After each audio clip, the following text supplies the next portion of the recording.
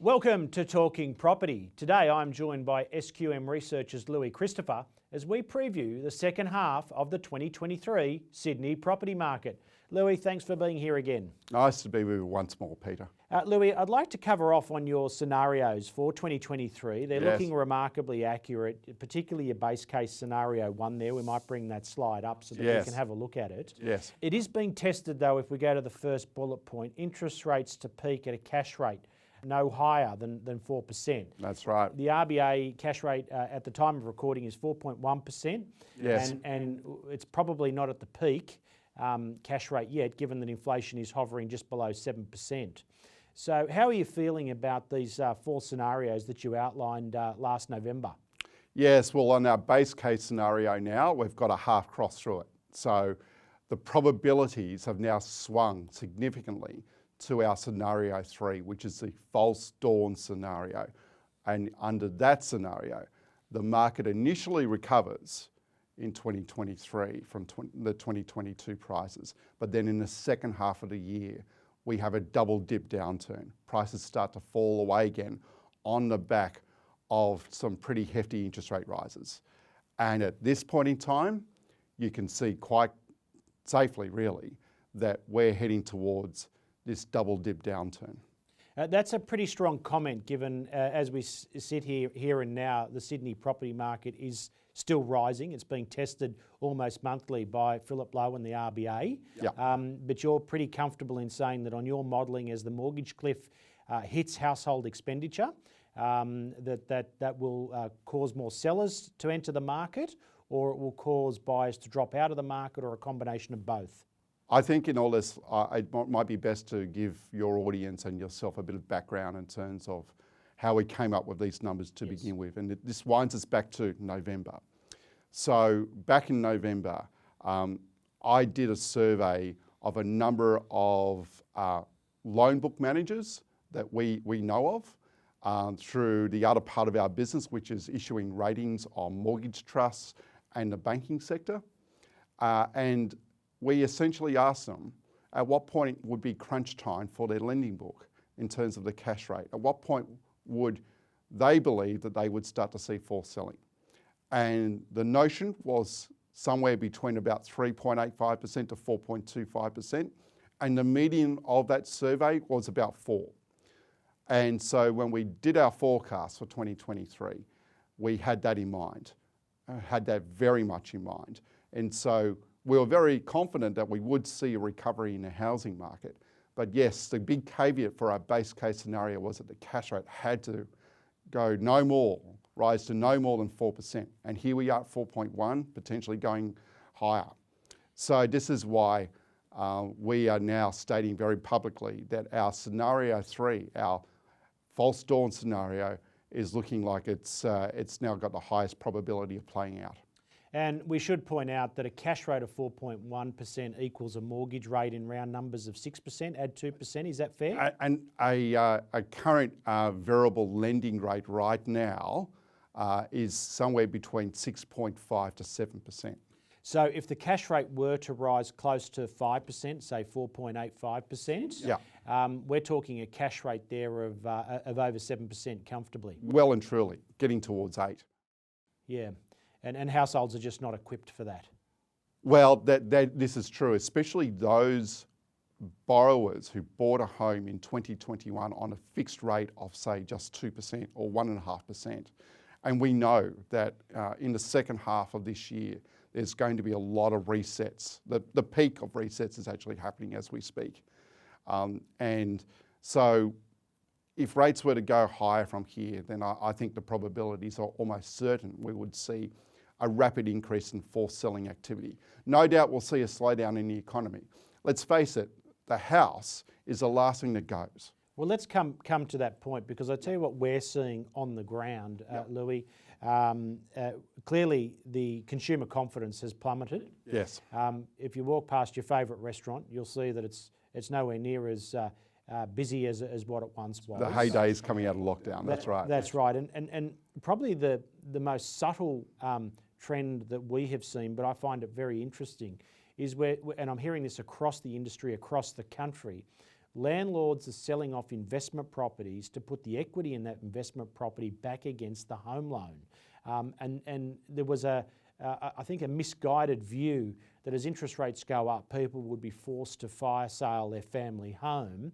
But it looks like the family home is sanctity, and people are looking to do everything they can to hang on to it. And they're cutting back in every other area. It is sanctity. Other than the private home, yeah. Now, spot on, Peter, but let's think about what that means, right? So they're cutting back on their expenditure.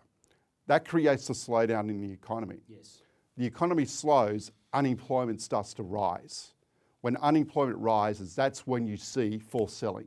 It's one thing to cut expenditure to try and get by on your home, but if you've got no job, you have to sell.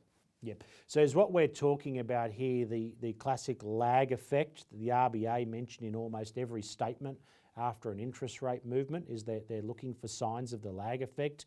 As you say, the peak resetting of COVID-era home loans is now, but we're not seeing it play out. Well, they may be looking for signs for the lag effect, but the problem is that the lag effect means that there's not enough data right now to make a decision to have the insight, because the data itself, which they rely on, is lagged. So there is a big question mark in terms of, is this effect coming?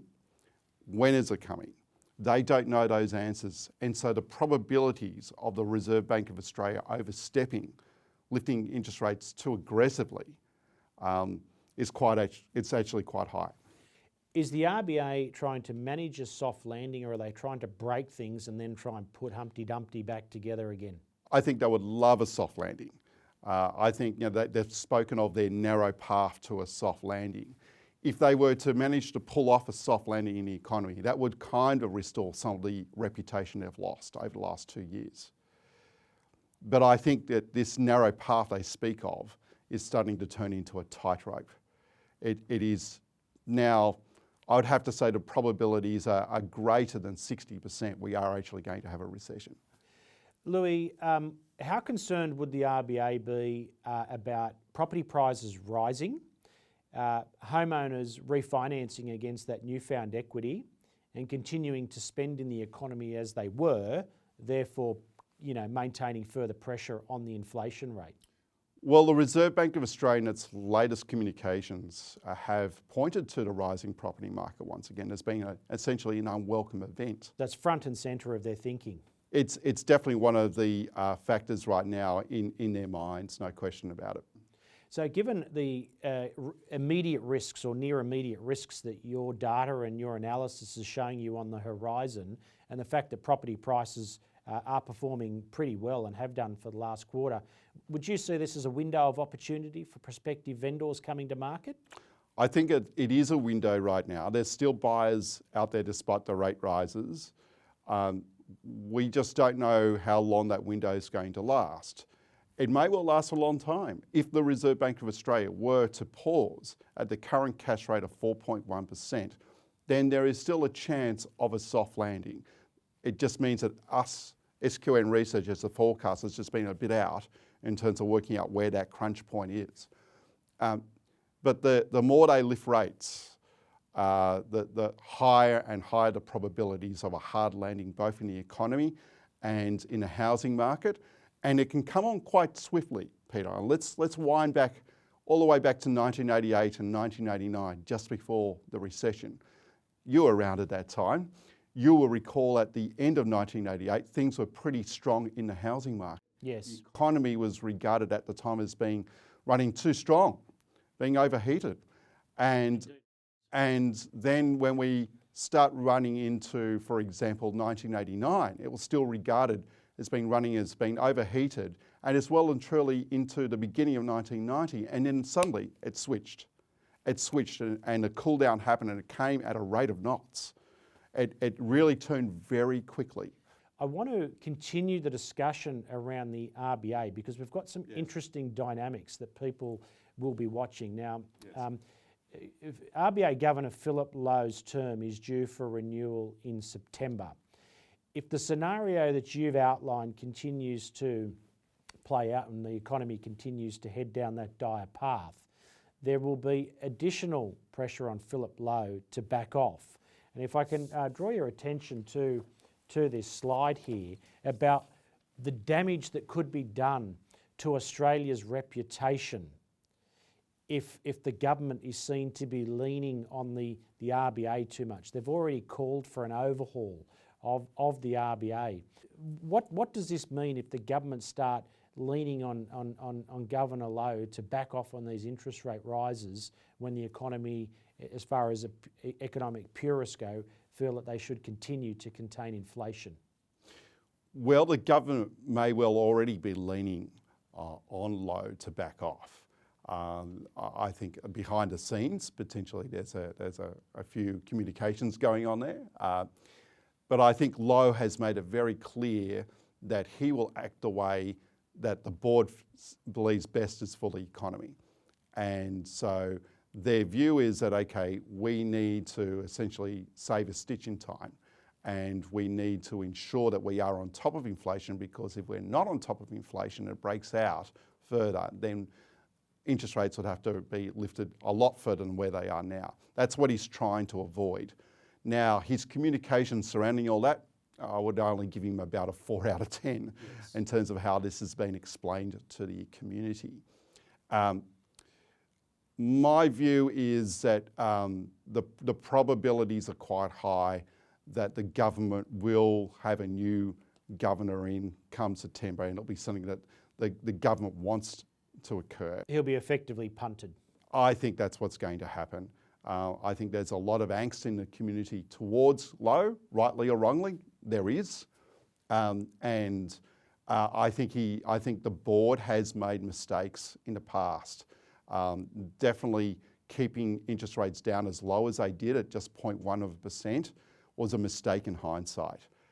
Calling inflation transitory was a mistake in hindsight. Making bold claims that they will not lift interest rates until 2024 was a big mistake in hindsight. And look, everyone makes mistakes, and it's an extraordinarily challenging and difficult job, a job I'm glad I do not have. But nevertheless, if your job is to risk manage the economy, you would have to say Lowe hasn't been right up to scratch on it. He has been fighting global inflation, and defending Philip Lowe is one of the least popular jobs in society at the moment, but he is fighting global inflation. So let's take this a bit further. He was, at the time that interest rates were, the cash rate was at 0.1%, he was facing an economy and a society that was locked down. Yes, that's right. So he had extraordinary set of circumstances, and when brutally tough decisions have had to be made, he's made them. There were points during this interest rate hiking cycle where a lot of people said he's overdone it here, he's broken the back of the economy, this is ridiculous. And if I can say in defence of Philip Lowe, the only mistake that I think that he might have made with his interest rate settings is that he paused in April and inadvertently set off a round of confidence that he'd prefer he hadn't. So his most recent mistake, in my view, aside from his very poor communication skills, has been not increasing rates in April, which it might have done a better job of containing inflation. Is that a fair assessment of where he's at, or is that unfounded? Look, that's a reasonable assessment, but I think the reason why we're in this situation in the first place was the RBA's lack of foresight in terms of the inflation issue. I think inflation, right from the start, to me, I think the indicators are suggesting inflation wasn't transitory. So you mentioned the word foresight. Now, I never hear these guys use the word foresight. They only use the phrase data dependent. And I think that's one of the great frustrations is watching all central banks at play, is they all say we're data dependent. And it's like everybody knows that if you leave the cash rate at 0.1% while the property market's charging, at some stage down the track, you're going to have an asset bubble, an inflation issue. Spot on. But why is this? Why is foresight or anticipation never part of these central banks' modelling? Because America went through the same thing. Well, this is true, and all this. I mean, it's an extraordinarily difficult job in many respects. We're expecting the RBA and other central bankers to predict the future. So it is very, very difficult. That said, though, it's not so much about predicting the future, it's about risk management of the present and taking into account the various risks that are out there. And in hindsight, it's pretty clear they did not take into account the risk that this transitory inflation they spoke of was actually going to be a permanent thing. And that's what it turned out to be, a permanent thing. And I would argue that there was enough information to at least conclude that that inflation was going to be permanent. Is there a chance, this is a bit of skullduggery now, but is there a chance that Labor say there's more ugly work to be done by the governor of the day, of the RBA? Yeah. Philip Lowe is a big contributor to this, fairly or unfairly. We'll leave him there to fix it. Well, Peter, you're more of a political expert than what I am, so I'll rely on your view on that one, but I guess there might be a chance that they could do that. I think there's a lot of community pressure to see some change. Yeah. Well, if we look at what happened in America, is Jerome Powell was a Republican appointee. Yes. And when Biden came to power, early consensus was they'll move Jerome Powell on and put a Democrat appointee in there, but they've left Jerome Powell there, knowing that whoever was the head of the Federal Reserve had a very tough job in front of them. So do you really want to put one of your own in that seat is the question I'd ask. That may well be the case. Or you could look at it another way and say, hey, we are actually near the top of the interest rate rise cycle. And so wouldn't it be good to have someone that's more of a friendly doing all the nice work over the next 24 months? Louis, the scenario that you've outlined today, if it does play out and there is a hard landing, we fall off the tightrope, as you say, how quickly, if at all, after we do the economy does fall off the tightrope and the property market hits tough times, would the RBA consider cutting rates? Yes, I think if it's clear that the unemployment rate is shooting up, getting up towards 5% or more, no doubt the RBA at that point will put the pause on rates, unless inflation's still running at 7 to 8%. Then they'll still have that. Is that what they call stagflation? Yeah, very much so. High unemployment, inflation. high inflation. So there's still a risk that could play out. So they may well be forced to keep the rates high, even while unemployment is rising. So the RBA, in a purest sense, economic sense, are looking for an increase in unemployment, but not too much. Yeah. And as the unemployment's pushing up, they want to see inflation trickling down by a proportional amount. But the issue in all this, Peter, though, is that they're pulling huge levers. You know, they're pulling levers at the macro level, which you would argue, though, that some of these things require tactical decisions to get right. What are the levers we could pull that would potentially help us engineer the soft landing as opposed to this one big macro lever of interest rates? There are other levers that we could pull that may well help with this. And that's where Philip Lowe sort of, I don't know if wine's the right word, but he ruminates over that he's only got one instrument, which is a blunt instrument to play with every month. And you get the sense that he's said to both the former Liberal government and the current Labor government, I need more help finessing the economy. And he does, and he's right in making that point. Yeah. Louis, cutting across to the rental market, the government have invited 400,000 people into the country as new arrivals. Yes. And that's putting tremendous pressure on every aspect of society, right down to the coffee line. Yes. How will that play out in the rental market going forward from here? Well, it's the primary reason why we've got a rental crisis. Yeah. We've got the population growing at over 500,000 a year at this point in time. Over the past 12 months, we've completed about 170,000 dwellings, 180,000 dwellings. So, and normally it's roughly about 2.5 persons per dwelling. So we haven't really built enough over the past 12 months to take into account the rapid growth in population. Now, we know going forward, looking at the building approvals, we're set to build less than 170,000 going forward. Yet the budget forecasts are we'll have another 500,000 people. We'll grow by another 500,000 people over the next 12 months. So the shortage is going to stay with us for some time. Well, it's actually going to get more acute, yeah? It's going to get more acute. Now, in an economic downturn, what will happen will be this. People will be forced to share more. We will see a rise in homelessness. There's no question about that. In an economic downturn, of course, job creation stalls. And so with strong migration in that environment, you have a lot of people immediately going to the dole queues. And so I strongly argue that what we need to do is we need to manage our migration rates. That's not to say we don't have migration or anything like that, but we should use it as an economic tool. There are a time when you ramp up. There is a time when you ramp up migration, and there is a time when you need to cap it, you need to manage it, and I would argue that time is now. Should more be done to send these new arrivals to cities other than Sydney and Melbourne, or is... Absolutely, and we had a grand opportunity during COVID to really go hard with our regions, our regional townships, where there was a population flow to our regional townships. But our data is pretty clear on this. The flow's now coming back to the cities once again. So return to office is... Return to office. Whereas what we could have done at the time was really spend money in our regional townships to build infrastructure, to really build out these towns. The United States, while you could argue right now is not having the best of times, certainly over the past 200 years, one of the reasons for their success was the growth of inland towns, these small inland towns turning into mega cities. And that helped a lot with the country. And that's something that we should be aiming for long term, in my view.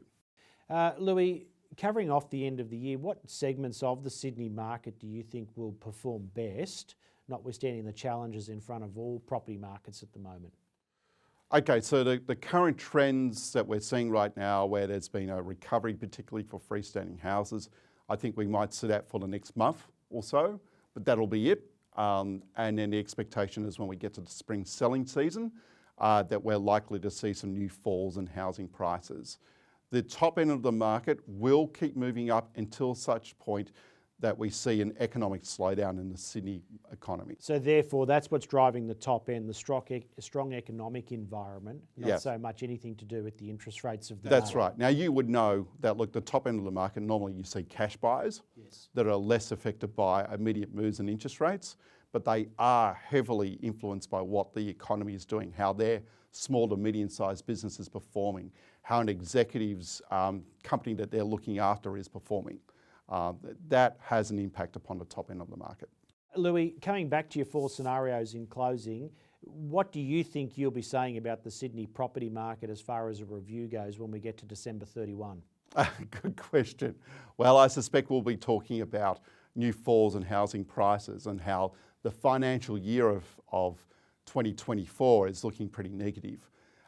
We will most likely talk about when will the RBA cut, if they haven't cut already, and what that could mean for the market.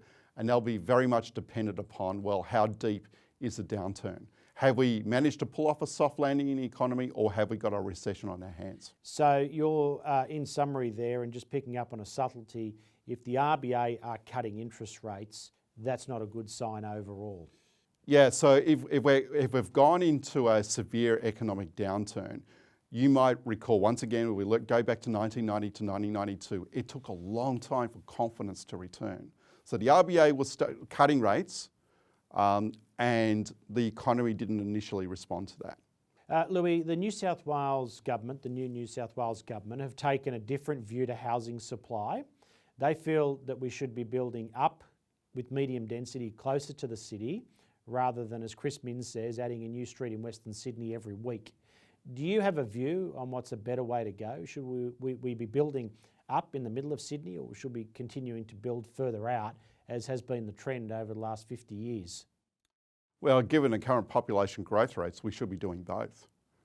So yeah, we do need to build up our inner city areas, but we need to do it in a way where we don't create slums. That's important, because if we're not careful in terms of how we build, we will create slums. So look, at this rate, we definitely need to do both. And I just find it sort of kind of ironic that some of these TILs, I've noticed of late, have come out with their own sort of housing ideas, but I bet you it doesn't include density building in their local area. NIMBYism is alive and well. Louis, great wrap today. Thanks very much, and we'll look forward to seeing how the Sydney property market finishes 2023. Thanks, Peter. And thank you for joining us today on Talking Property. We look forward to speaking with you next time.